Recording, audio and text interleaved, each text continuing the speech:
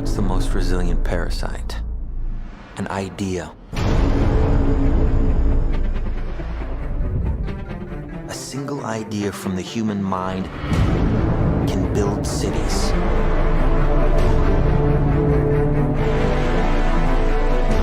An idea can transform the world and rewrite all the rules. Which is why I have to steal it. He's hiding something and we need to find out what that is. We gotta break out of here. Give him the kick!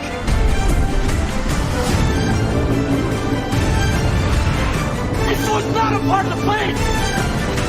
Wake me up! Wake me up!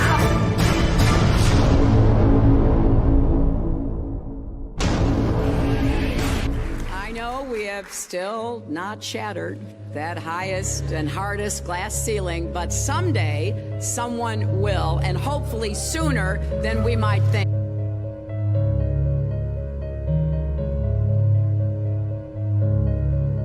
As the galaxies go whizzing by over the glass domed ceiling. Now tell me that doesn't work for you. If it's true, does it change how I live my life?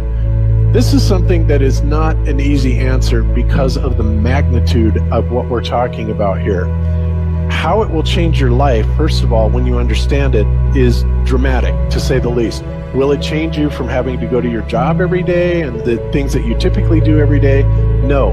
But when this knowledge becomes more mainstream and these agencies are starting to be held accountable, and you understand that they're all participating in this, not just the United States government, not just NASA, but China, Russia, India, all of them have space programs. They all have the same symbolism. They're all doing the exact same thing to their citizenry. And the first thing you have to understand about this is that the deception goes all the way to the top. And when I say all the way to the top, you have to kind of get rid of the notion that the people at the very highest levels are working together.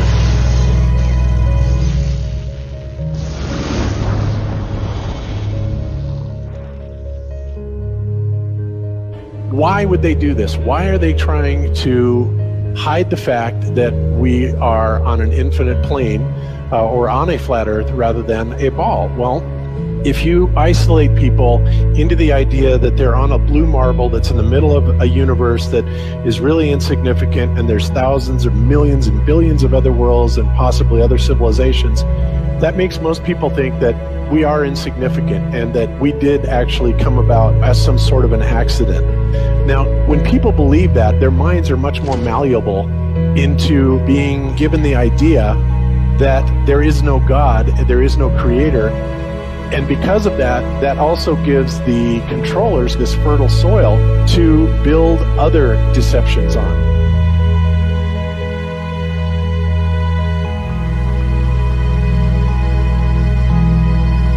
Why do you think that Truman has never come close to discovering the true nature of his world until now? We accept the reality of the world with which we're presented. It's as simple as that. It's about total control, mental, physical, spiritual, every way, shape, form possible. You have to remember how big of a conspiracy this is. This isn't talking about just the JFK thing or isn't talking about just 9/11. It's on an umbrella kind of system to where it is the biggest deception that there is. It actually exposes every other deception, and nothing else brings down the power of the elite because it really exposes education, science, the economy, television, museums, universities. Think of all the things that have been fooled. I feel worse for the people that are out there building satellites, the people that are out there actually working for these space agencies, the people out there teaching in schools as professors, because they would all come to the conclusion eventually, once this gets out, that they've all been contributing to the lie.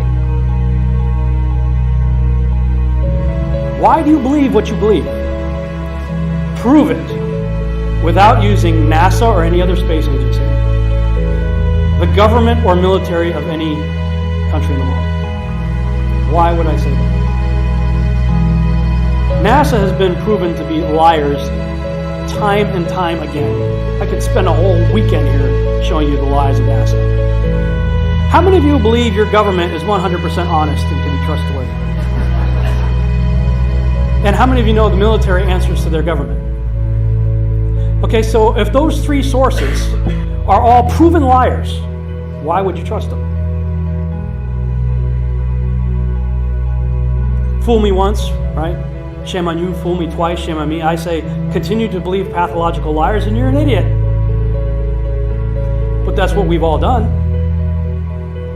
And so, I look at these stuff, we've all seen the textbooks, we've all seen the videos and movies and all these things, and there's so much of it. Do you know what the budget NASA has?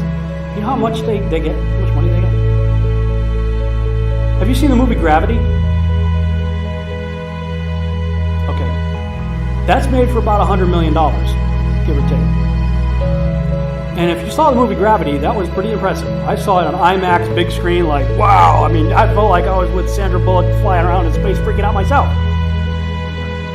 Okay, this is what they're able to do with $100 million. What are you able to do with tens of billions of dollars a year since the 60s? Now, in my opinion, we're being lied to not only about the shape of the earth, we're being lied to about the very nature of reality itself. In 1954, Admiral Richard Byrd, a highly decorated naval officer, conducted an interview where he alluded to the idea that there may very well be land beyond the poles. Admiral Byrd, you've been to both the North Pole and the South Pole. Is there any unexplored land left on this earth that might appeal to adventurous young Americans? Yes, there is. But strangely enough, there's left in the world today an area as big as the United States that's never been seen by a human being. And that's beyond the pole on the other side of the South Pole from Middle America. And I think it's quite astonishing that there should be an area as big as that unexplored. That's a tremendous So challenge. there's a lot of adventure left down at the bottom of the world. Admiral, do you hope to see that? We don't know. That's the big problem. We don't know where we are. Okay? That's what we're all trying to figure out here. But there is the Antarctic Treaty where, 53 or so nations have signed saying that no one's going to lay claim to Antarctica and that there are massive restrictions for travel there. You can't just get up and go to Antarctica on your own. You have to have a tour guide with you, and there are only certain entry points, and there are limits on where you can go search. Personally, I think the unconquered South face is the only one worth scaling. It's a 20,000-foot sheer wall of ice, but that's never stopped me before.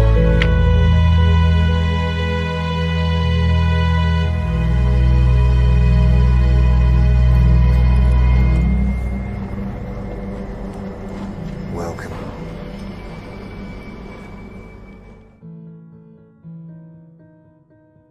Stand on top of the wall and piss off the edge of the world.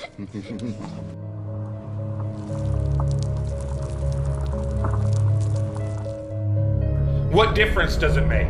What difference does it make? Yeah, that's their favorite line. Got a lot of people, what difference does it make? You can't figure out what difference it makes? If you can't figure out what difference it makes that the people running your world have fucking lied to you over and over your whole life, if you can't figure out that someone lying to you is trying to control you, suppressing of information, of knowledge is control. Deception of information and knowledge is a form of control. So what difference does it make? It makes a big difference, because once they start omitting information or lying about information about where you live, they're doing it to control you, period. Why am I having to explain this to critical thinkers in the truth movement? The way you control billions of people is to keep them divided and fighting each other. Flat Earth is not a psyop. Flat Earth destroys the psyop. Every psyop that's been used to control us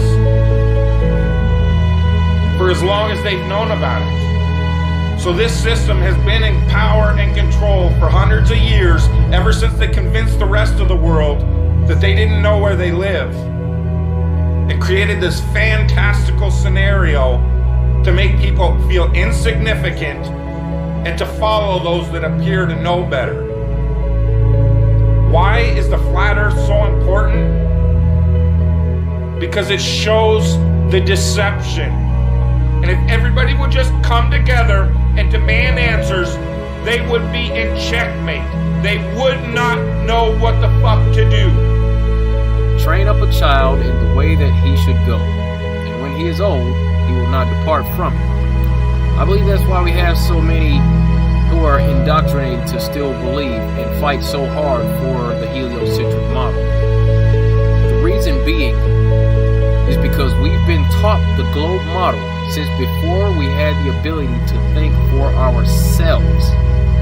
Think about that. Before you could think for yourself, before you could form rational thought, you've been taught that you live on a spinning ball, although your five senses tell you something totally different.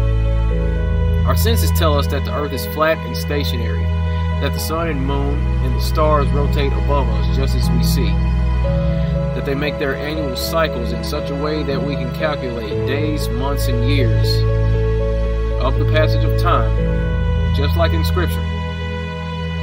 The earth in itself works like a well-designed timepiece, and we all know that any timepiece that we can think of has a designer. What if the lie is to hide the existence of that designer? What if they're lying to us about this because they're hiding God?